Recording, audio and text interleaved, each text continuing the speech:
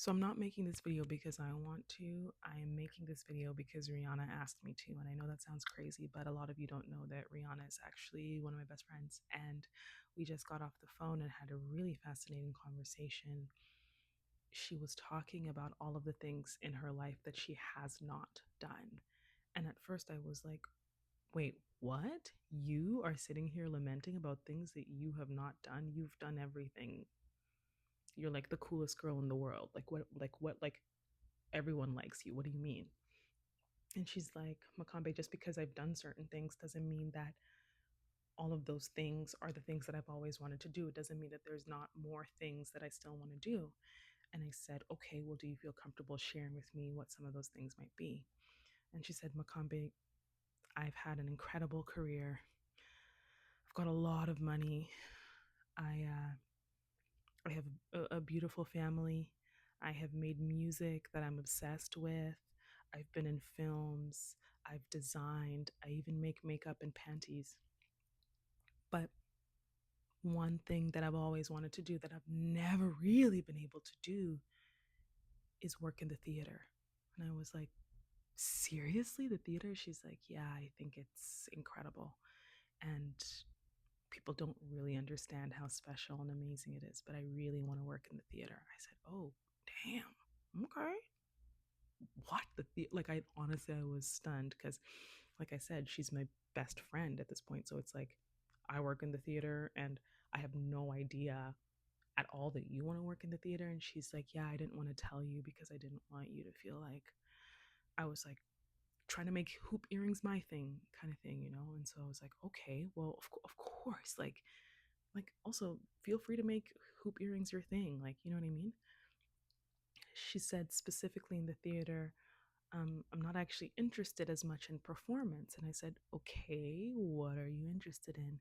And she said to me, I'm interested in dramaturgy. I said, Rihanna, dramaturgy? She said, yeah, I'm really interested in dramaturgy. I'm really interested in the practice of how I can support a playwright in achieving their vision and making sure that the text that they put on the page is reflective of the intention of their soul and is hitting all the things that they want it to hit. I said, Rihanna, I'm gonna be honest.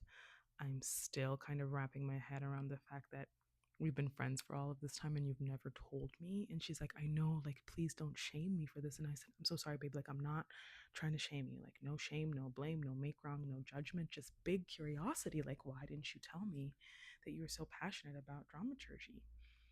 And she said, I just don't want people to think that I'm not grateful for everything that I have. I said, what do you mean?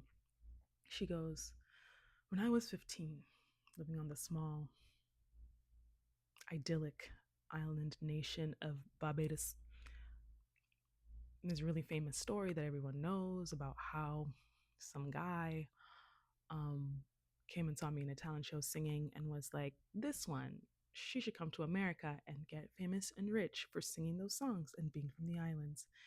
And she said, that's really true, but there's a different part of the story that people don't really know or understand. I said, okay, are you comfortable sharing? Rihanna really likes it when you talk to her nice because the thing is, like, she's dealt with a lot of paparazzi who will like try to find really like sort of like shady ways to get information out of her. So, I mean, I try to have this practice with all of my friends, but with her in particular, just because of who she is and what she's been through, I really try to be like, I really, really try to be like, hey, is it okay if I ask more about that? Are you willing to share more? That's why you're going to hear me use a lot of that language. It's just something that makes my friend feel safe and is not a bad practice to employ in general. So I asked if she could please share more about it, and she offered that the thing that she was really passionate about as a teenager was like writing stories and not just writing stories.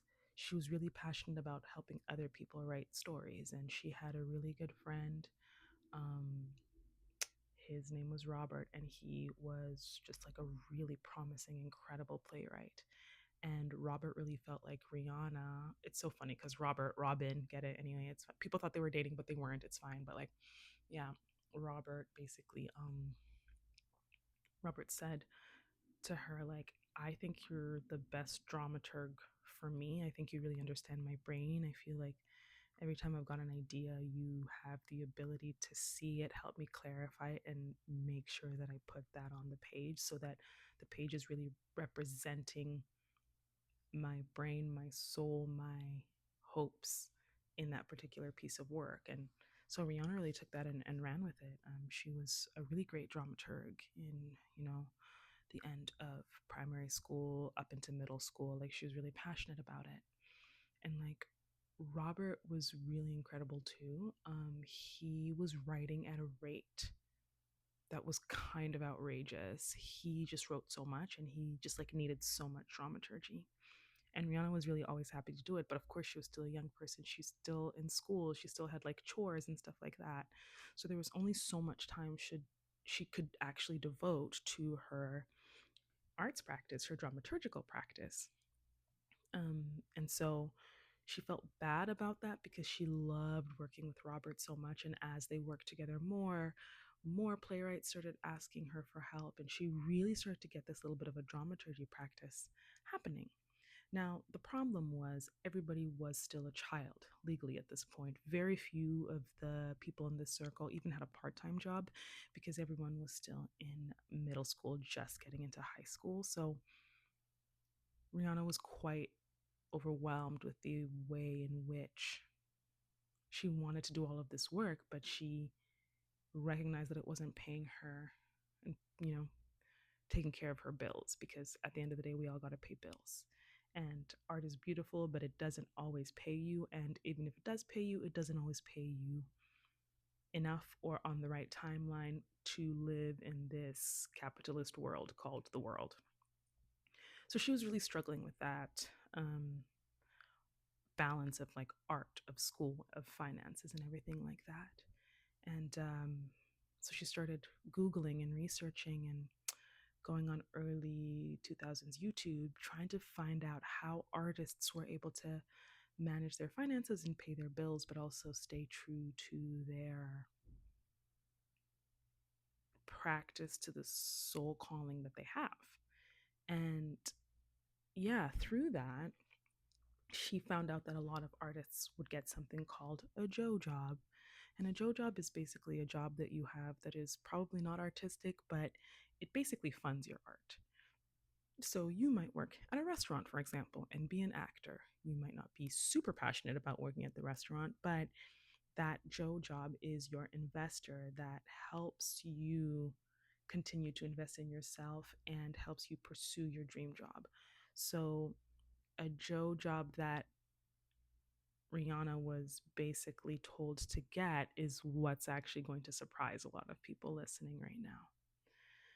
So, news comes around that there's this talent competition that's going to happen, and she's got some friends who are like really talented and also super pretty who are going to sing in the talent competition. Now, Rihanna knew she was a good singer, but it's not maybe the thing she was the most passionate about because she was like dramaturgy, dramaturgy, dramaturgy. I really love dramaturgy. And dramaturgy is a thing that a lot of people don't really have that great of an understanding of what it even is, much less why it is so important and effective and powerful.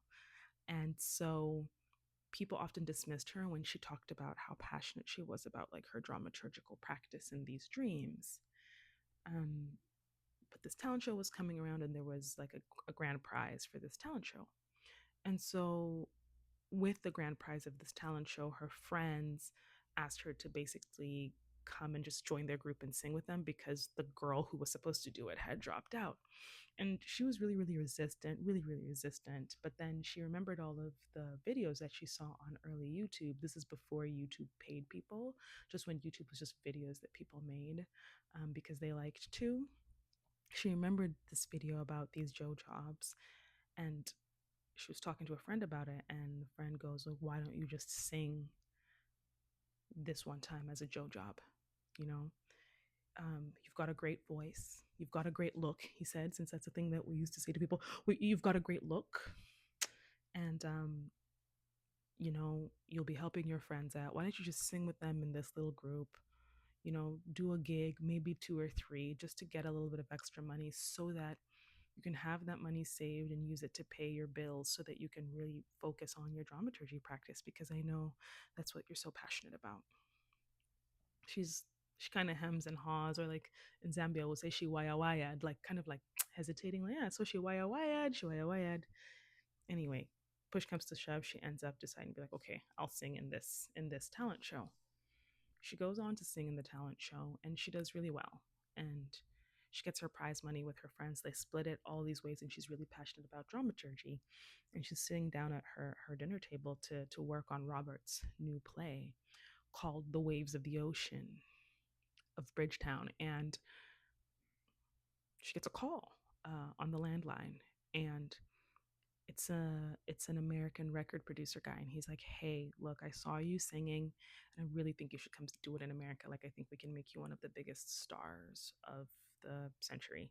I think you'll do really well. I have a really good feeling about you. I also heard that you're a Pisces, and I know that Pisces are just the best part of the zodiac. So all of this together makes me want to make you this offer. You should come to the States and sing with us, and let's get you an album." And and she's really not into it. She's like, this was not my dream. Like, I wanted to go into the theater. I wanted to be a dramaturg. Like, I wanted to, be in the shadows. I wanted to wear a hat.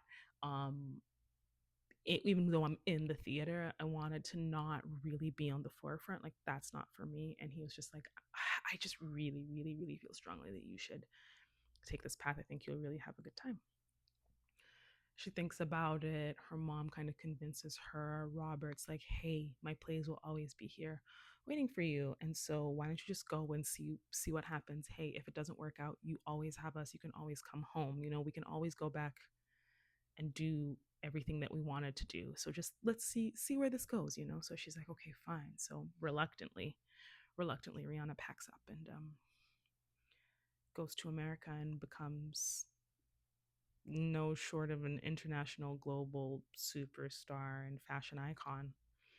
And what she was sharing with me in this phone call was that she was so incredibly proud of herself and everything that she's done. She also felt really, really, really, really, really, really, really, really, really passionate about the importance of art and expression. And she felt positive about the impact that she's had as a Black Caribbean woman to be able to represent herself, represent her country and her culture, and also just be a face of inspiration for so many people.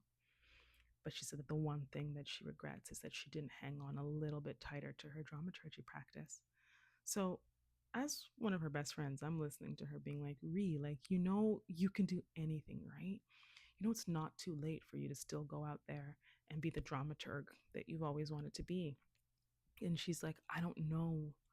I think I missed the boat on that. And I think I can't do it now because I'm Rihanna, she said. And I'm like, what do you mean? She's like, I have too much power and influence in the room, and I'm too pretty and I smell too good. So I feel like a playwright and a dramaturg always need to have a relationship in which the playwright knows that they can say no to the dramaturg, or does not ever feel pressure to take the dramaturg's, I guess, advice or input, feedback.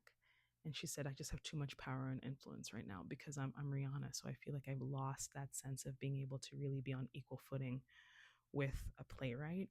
Or at the very least, I don't really trust myself, or maybe trust that that's not happening. And I'm so like pure to the craft that I wouldn't be comfortable dramaturging any work right now.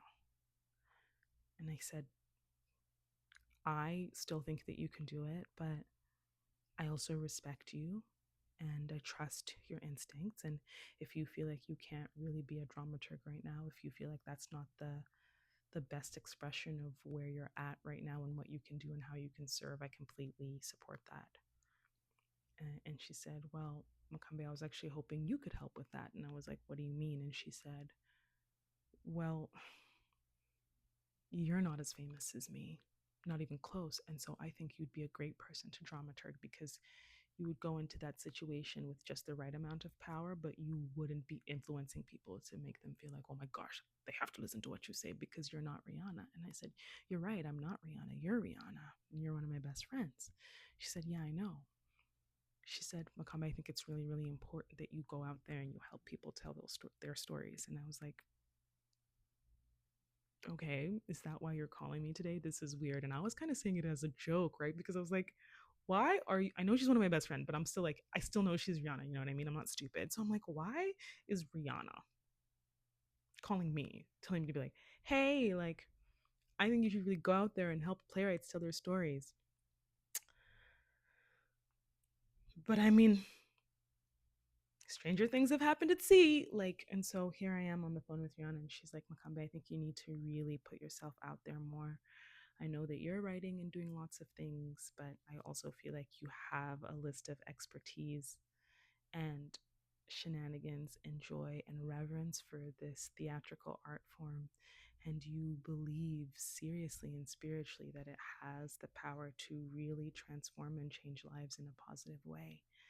She said, I think that you have a strong sense of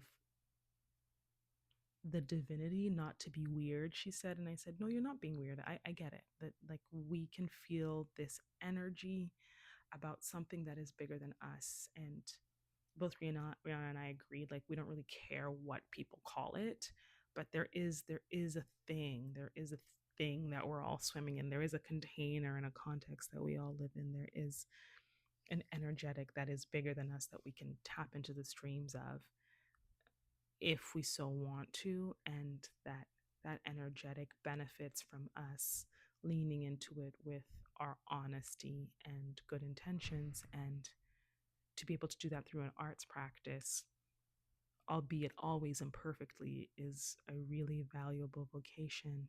So Rihanna told me, she said, look, Makambe, I think you should really start putting yourself out there, really let people know that they should add another hyphen to your your artistic practice, um, jobs: actor, writer, dramaturg,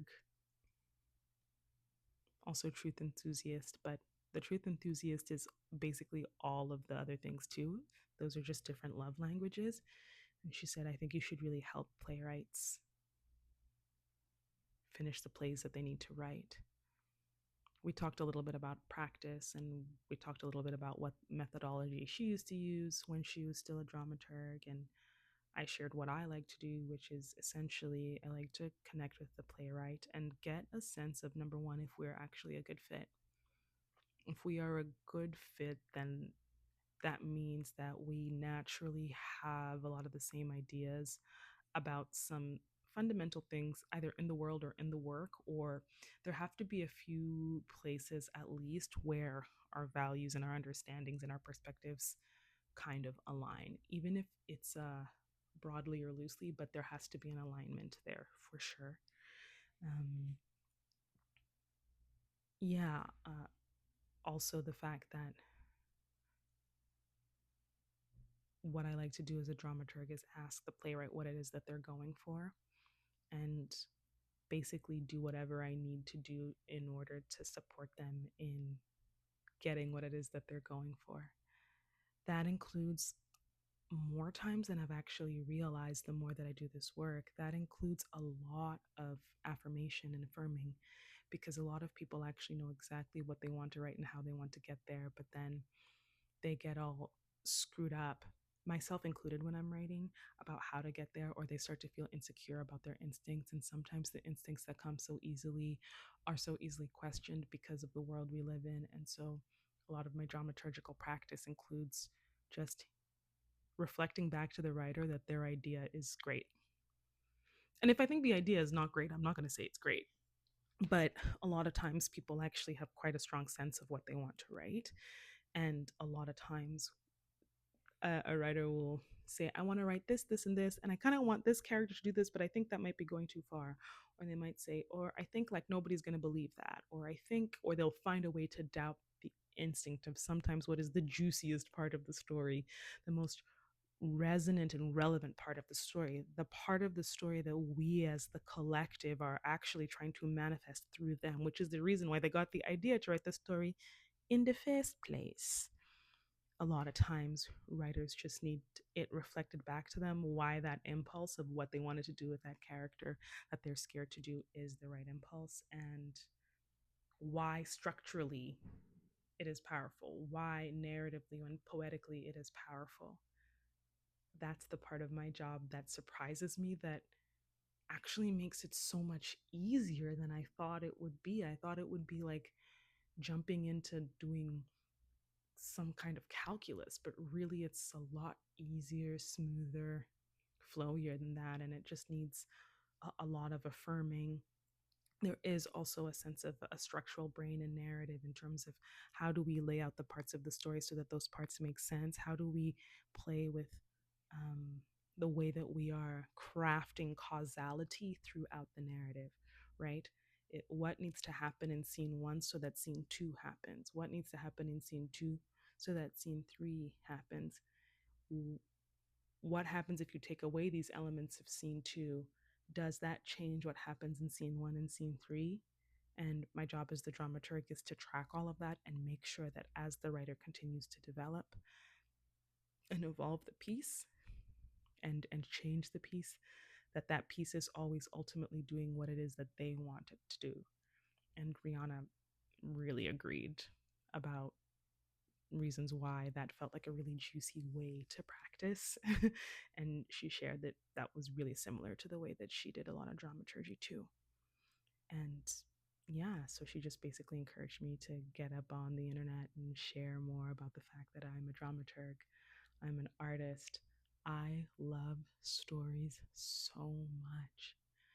I think that they are the most powerful thing in the world. Nothing is more powerful than a story. Stories are books and movies, and stories are also TV shows and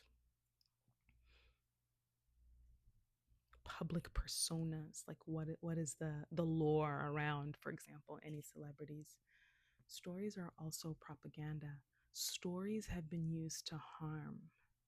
Stories must be used responsibly and with the intention of good, because they are so spiritually potent. It is why everybody's culture has stories. It is why everybody's ancestors gathered around for stories. It's why we have stories that come from thousands of years ago that we still tell and are still relevant. It's because stories are the most inherent, important, sacred resource that we have as human beings. And I think that using them and creating them intentionally and powerfully and for good is like really, really, really, really nice. I want to help good hearted people do that. So uh, I'm not making this video because I wanted to, I'm making it because Rihanna asked me. But if you are interested at all in working with me as a dramaturg, I'm going to put my email down below and you can email me and we can have a conversation and see if it's a fit, if it's a vibe check.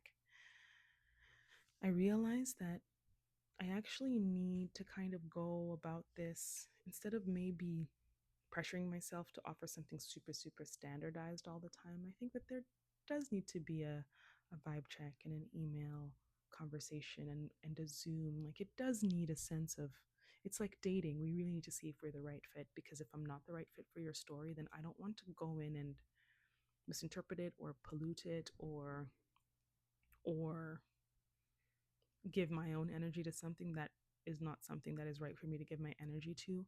Nor do I want you to not be free to find the person or people who are your people to help you do this work, because it's very okay if I'm not a fit for you, and it's very okay if perhaps I'm a fit for you but not necessarily for this particular project. So I think that feeling that out and taking the time that it needs to do that is so, so, so important, and I'm excited to be able to lean into this area of confidence in my practice and confidence in terms of what I need energetically to be able to show up powerfully for a fellow writer in this regard.